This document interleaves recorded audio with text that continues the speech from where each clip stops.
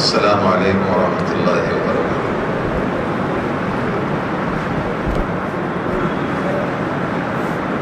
بسم اللہ الرحمن الرحیم۔ الحمد للہ وحدہ والصلاة والسلام علی من لا نبی بعدہ۔ اعوذ باللہ من الشیطان الرجیم، بسم اللہ الرحمن الرحیم۔ یا ایھا الذین آمنوا کونوا انصار اللہ كما قال عيسى بن مريم للحواريين من أنصاري إلى الله قال الحواريون نحن أنصار الله فآمنت طائفة من بني إسرائيل وكفرت طائفة فأيدنا الذين آمنوا على عدوهم فأصبحوا ظاهرين صدق الله العظيم۔ اللهم صل على محمد وعلى آل محمد كما صليت على إبراهيم وعلى آل إبراهيم إنك حميد مجيد۔ سبحان ربك رب العزة عما يصفون وسلام على المرسلين والحمد لله رب العالمين۔ دوست عزیز بزرگو،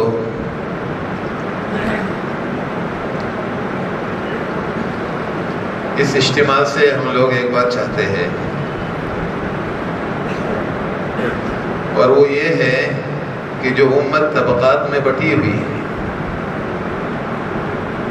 امت جو طبقات میں بٹی ہوئی ہے، زبان کے اعتبار سے، قوم کے اعتبار سے، اور علاقے کے اعتبار سے، اور اجنبی لوگوں کے اعتبار سے، ہم یہ چاہتے ہیں اس کام کے ذریعے ہی کہ یہ فرق اللہ ختم کر دے۔ ہم کہیں گے کہ اجنبی ہے، ہم کہیں گے کہ ہمارے علاقے والے نہیں ہیں، ہم کہیں گے کہ ہماری زبان کے نہیں ہے، یا ہم یہ کہیں گے کہ ہمارے قوم کے نہیں ہے۔ مولانا یوسف صاحب رحمۃ اللہ علیہ کا آخری بیان جو پڑوس میں ہوا ہے اسی پر ہوا ہے کہ تم اور میں پہلے امت کو کاٹیں گے، اور کٹی کٹائی امت کو یہود و نصارہ کاٹ دیں۔ اور آج اجتماع ہمارا ایسا بندھن ہوگا کہ ہر زبان کے، ہر قوم کے لوگ یہاں مجتمع ہوں۔ اس میں بستی والوں کے لیے کیا اصول ہے؟ اس میں ہمارے بستی والوں کے لیے کیا اصول ہے؟ علماء نے فرمایا کہ اذان کی تمنا دو لوگوں نے کی۔ سیدنا عمر رضی اللہ عنہ فرمایا کرتے تھے کہ خلافت کی ذمہ داری نہ ہوتی تو سیدنا عمر رضی اللہ عنہ مؤذن ہوتے، اور حضرت علی رضی اللہ عنہ فرمایا کرتے تھے کہ اللہ کے رسول صلی اللہ علیہ وسلم کی حیاتی میں نے حسنین کے لیے اذان کیوں نہیں طے کرائی؟ یعنی اتنی بڑی عزت اور شرافت کی چیز کس کے حصے میں آئی؟ معاف کرنا، ایک عرب جماعت آئی تھی عمان کی، اس نے ایسی مثال دی تھی تلوہ اٹھا کر کہ بلال کے یہ تلوے انتہائی کالے تھے رضی اللہ عنہ، لیکن آپ سیرت پر نظر ڈالیں، پوری زندگی بنی نجار کی چھت پر جو مسجد نبوی سے لگ کر تھی اس پر اذان دی، اور مکہ فتح ہو گیا تو فتح کی جشن میں اللہ کے رسول نے فرمایا بلال جا کعبہ کی چھت پر کھڑے رہ کر اذان دے دے۔ اور تیسری چیز، قبل اول فتح جب ہوا تو سیدنا عمر رضی اللہ عنہ نے فرمایا بلال جا کھڑے رہ کر اذان دے دے۔ روایتوں میں آتا ہے کہ جب حضرت بلال نے اذان دی تو معاذ بن جبل اور ابو عبیدہ بن جراح اور سیدنا عمر رضی اللہ عنہ اتنا رو رہے کہ ان کی داڑیاں آنسو سے بڑھ گئی۔ مجھے استدلال یہ کرنا ہے، ایسے شخص کے حوالے کیا ہے عزت و شرافت کی چیز جو نہ قوم کے، نہ زبان کے، نہ علاقے کے کوئی بھی ہے، بلکہ اجنبی ہے، ان کو دے۔ مجھے کچھ عرض کرنا ہے، آج ہر قسم کا اجنبی چہرہ اپنی گلیوں سے، راستوں سے گزرتے ہوئے یہاں آئے گا۔ اس میں کیا کرنا؟ امی عائشہ رضی اللہ عنہا والی ہدایت پر عمل کرنا۔ امی عائشہ رضی اللہ عنہا کی ہدایت کیا ہے کہ ایک اجنبی عورت آتی مدینہ پاک میں انصار مدینہ کے گھروں کے اطراف میں رہتی تھی بیچ میں. اگر یہاں بھی ایک گھر انصار کا ہو، یہاں بھی ایک گھر انصار کا ہو، اور بیچ میں آنے والی اجنبی عورت، اس کا یہ حال رہتا تھا کہ اس کو ایسا لگتا تھا کہ میں اپنے ماں کے گھر پر ہوں. اب سوچو تو صحیح، لڑکی کو اپنے سسرال میں بھی اجنبیت لگتی ہے، اللہ ہے کہ گھر سیپریٹ ہو، لیکن جب ماں کے گھر پر آتی ہے تو اس کی ساری اجنبیت ختم ہوتی ہے کہ ایسے ہر آنے والے کے ساتھ سلوک بڑھتا جاتا تھا کہ آنے والے کی اجنبیت ختم ہو جاتی. یہ آپ سے گزارش کر رہا ہوں ہمارے بستی والوں سے اس انداز سے. اور دوسرا، ان آنے والوں کو دیکھ کر ایسی خوشی ہو جائے. انس بن مالک رضی اللہ عنہ فرماتے ہیں 2 مواقع انصار مدینہ کے لیے سب سے زیادہ خوشی کے تھے کہ سب سے بڑی جماعت لے کر آئے تھے سیدنا عمر رضی اللہ عنہ، اور ان کی تعداد 20 آدمیوں کی تھی. وہ دن انصار مدینہ کی سب سے خوشی کا دن تھا. اور کا دوسرا، اور آنے والے سوال کرتے تھے محمد صلی اللہ علیہ وسلم کب آئیں گے؟ تو سیدنا عمر فرماتے میرے پیچھے آئیں گے. لیکن پھر جب اللہ کے رسول صلی اللہ علیہ وسلم آئے تو وہ سب سے بڑا مرحلہ تھا کہ جس میں انصار مدینہ سب سے زیادہ خوش ہوئے. ان آنے والوں کو دیکھ کر ہر راستے سے لوگ آئیں گے، گزرتے ہوئے آئیں گے، ہم بھی ایسے ہی خوش ہو جائیں ان کو دیکھ کر جیسے انصار مدینہ آنے والی جماعتوں کو دیکھ کر خوش ہوتے تھے. تیسرا اصول بتا رہا ہوں. اللہ اکبر. آپ کے ہاتھ میں کوئی بھی کام ہو، جملہ یاد رکھنا، آپ کے ہاتھ میں کوئی بھی کام ہو اور ان کو آتے ہوئے دیکھے تو اپنا ہاتھ کا کام رکھ کر ان کے ساتھ ہو جانا، یہ سنت ہے. میں بھی آیت صحابہ پڑھ رہا تھا. مغیرہ بن شعبہ رضی اللہ عنہ جناب کریم صلی اللہ علیہ وسلم اور حضرات صحابہ کے اونٹ چرا رہے تھے اپنے باری کی دن. اتنے میں قبیلے ثقیف کی جماعت آ گئی تو اللہ اکبر، جماعت کو دیکھتے ہی مغیرہ بن شعبہ دوڑ پڑے مدینہ کی طرف، مسجد نبوی کی طرف. راستے میں ابوبکر صدیق رضی اللہ عنہ ملے. فرمایا کہاں جا رہے ہو؟ فرمایا قبیلے ثقیف کی جماعت آ رہی ہے حق کو قبول کرنے کے لیے، تو میں اللہ کے رسول صلی اللہ علیہ وسلم کو خبر دینے جا رہا ہوں. فرمایا تجھ کو اللہ کا واسطہ یہ خبر دینے کے لیے میں جاؤں گا. عجیب بات ہے، چونکہ مجھے دوسری باتیں سنا اس میں استدلال نہیں کر رہے ہم لوگ. کون گئے؟ صدیق اکبر رضی اللہ عنہ، اسلام میں سب سے پرانے، اسلام میں انبیاء کرام کے بعد سب سے اعلیٰ مقام، قرآن میں ان کی صحابیت ثابت. وہ شخص دور پڑے اللہ کے رسول صلی اللہ علیہ وسلم کو خبر دینے کے لیے. ہمارے دوسرا اصول یہاں سے اخذ ہو گیا. مغیرہ بن شعبہ نے کیا کیا رضی اللہ عنہ؟ فوراً قبیلہ ثقیف کی جماعت سے مل گئے اور انہیں اللہ کے رسول صلی اللہ علیہ وسلم کو سلام کرنے کا طریقہ سکھاتے سکھاتے لے گئے. یعنی 2 اصول آئے، ہاتھ کا کام رکھا، دوسرا کام آیا ان آنے والوں کو سکھاتے سکھاتے گزر گئے. آج ہم نے ابھی ہلکے لگائے اس جمعہ میں. ایسے بیچارے بنگال کے دیہات کے لوگ، نہ انہیں سورہ فاتحہ آتی تھی نہ کچھ آتی. معاف کرنا، کچھ نہیں آتا. اللہ جزائے خیر ہمارے مدرسے والوں کو، وہ سارے بچے تھے، سب کو ایک ایک ہلکے میں ایک ایک بچے کو بٹھا دیا تاکہ ان آنے والوں کو قرآن سکھائیں. اللہ وقت اپنے قیس کی اللہ کے رسول صلی اللہ علیہ وسلم نے کارگزاری لی. یہ کارگزاری اس اجتماع سے ہماری بننی چاہیے، جس کو شیخ یوسف نے 2 جملوں میں پرویا. کہا میرے صحابہ کو کیسے پایا تم نے؟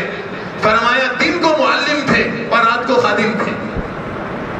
دن کو ہمارے یہ معلم تھے اور رات کو ہمارے خادم تھے. روایتوں میں یہ آتا ہے کہ آنے والوں کو قرآن سکھایا، آنے والوں کو سنتیں سکھائی، آنے والوں کو حلال و حرام سکھایا، اور رات کا جب مرحلہ آتا تھا تو خود زمین پر سوتے تھے اور آنے والوں کو چارپائی پر سلاتے تھے اور خود بھوکے رہتے تھے اور آنے والوں کو کھجور کھلاتے تھے. جس کو شیخ یوسف نے کہا کہ دن کو یہ معلم تھے اور رات کو یہ کیا تھے؟ خادم. مجھے کوئی باتیں عرض کرنا ہے، لوگ گزریں گے، اللہ معاف کرنا. کبھی کسی کو دیکھ کر حقیر نہ سمجھنا. معاف کرنا، ہماری عادت ہوتی ہے قریب آدمی نہیں دوست عزیز بزرگوں کو کبھی نہیں خیال آنا. میں بھی شیخ یوسف کی بات پڑھ رہا تھا، کسی کو حقیر جاننا اپنی نسل کو محروم کرانے کے لیے کافی ہے. میں سوچتے رہ گیا شیخ یوسف اس پر کیا مثال دے گی. انہوں نے مثال دی اللہ کے رسول صلی اللہ علیہ وسلم عرفہ کے میدان سے مزدلفہ جا رہے ہیں اور ٹھہرے ہوئے ہیں اور پیچھے یمنی لوگ بھی ٹھہرے ہوئے ہیں. کسی کا انتظار ہو رہا ہے.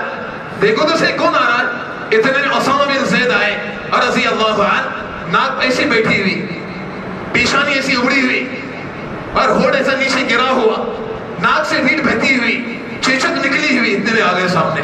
تو اہل یمن نے اتنا ہی پوچھا ہم ان کے واسطے رکے ہیں, ان کا انتظار ہو رہا ہے. فرمایا ہاں. روایتوں میں آتا ہے حضرت عروہ کہتے ہیں جنہوں نے اسامہ بن زید کو حقیر جانا اللہ کے رسول کے انتقال کے بعد سب سے پہلے انہی کا قبیلہ مرتد ہو گیا.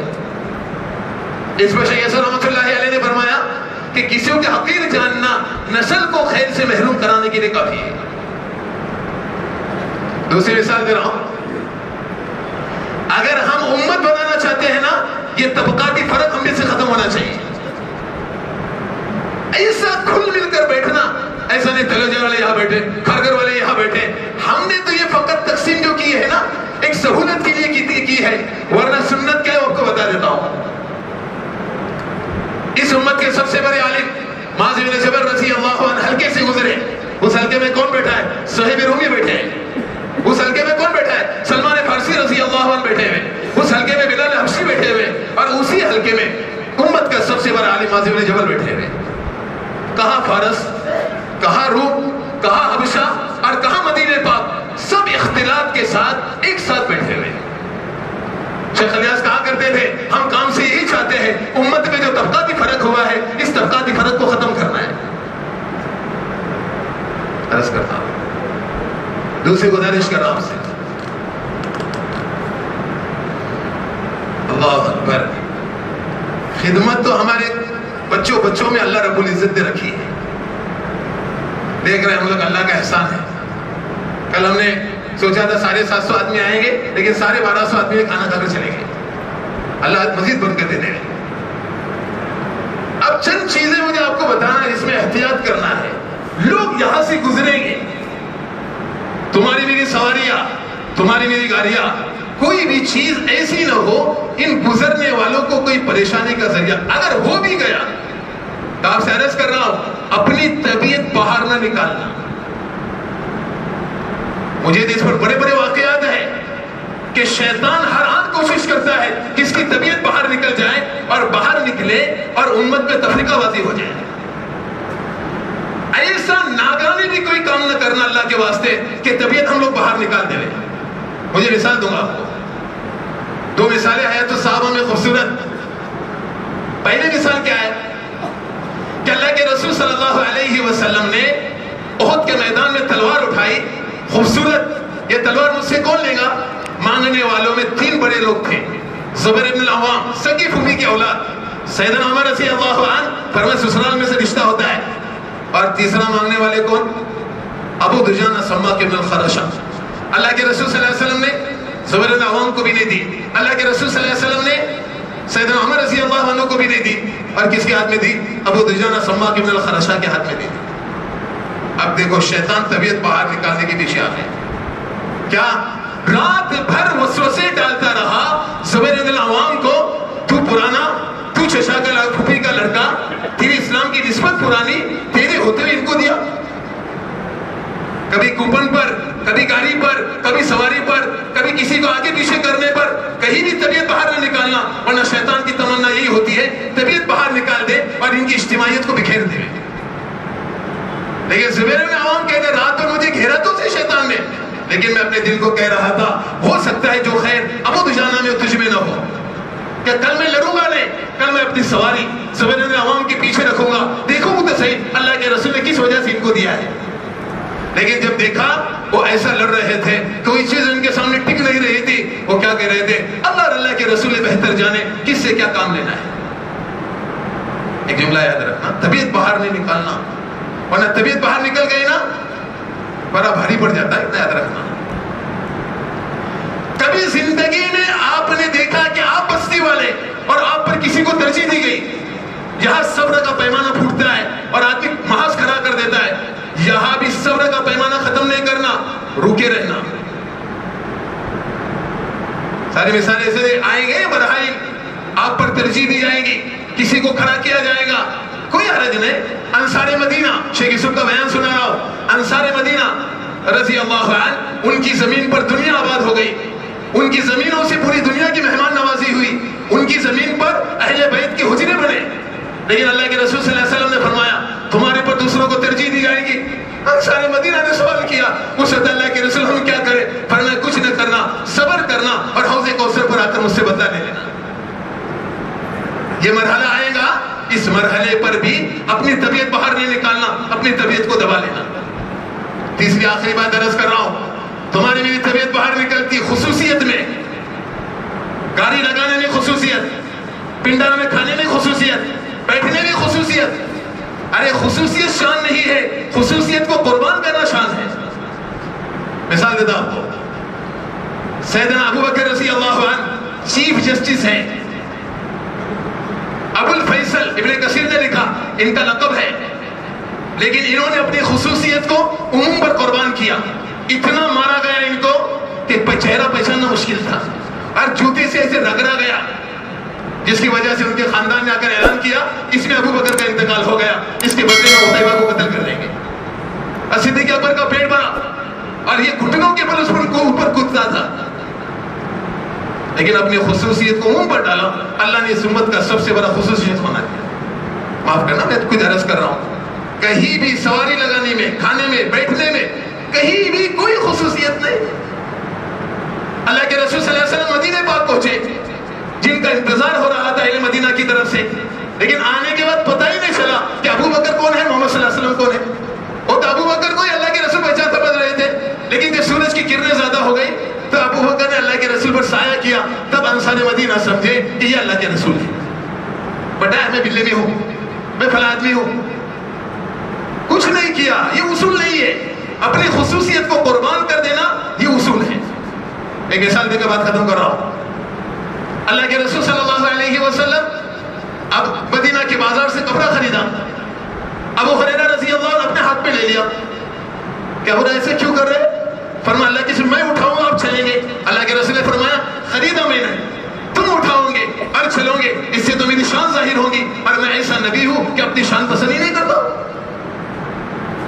बस्ती वालों से एहतिमाम से कह रहा हूं, पूरा रास्ता हमारा खाली रखना आने जाने वालों के लिए, अपनी सवारियां पहले से अंदर दाखिल करना, हो सके तो हम पैदल चले जाना।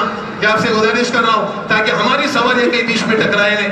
वतनी भाइयों की आन आमद और जामद है अल्लाह के वास्ते, इसमें भी सब्र का मामला करना, कोई नाकानी चीज ना हो जाए इसका ख्याल रखना। और जो अल्लाह आपको दे, जो उनकी खिदमत कर सकते हो, आते वक्त जाते हो जो खिला सकते हो पिला सकते हो, ये अंसार की सुन्नत है।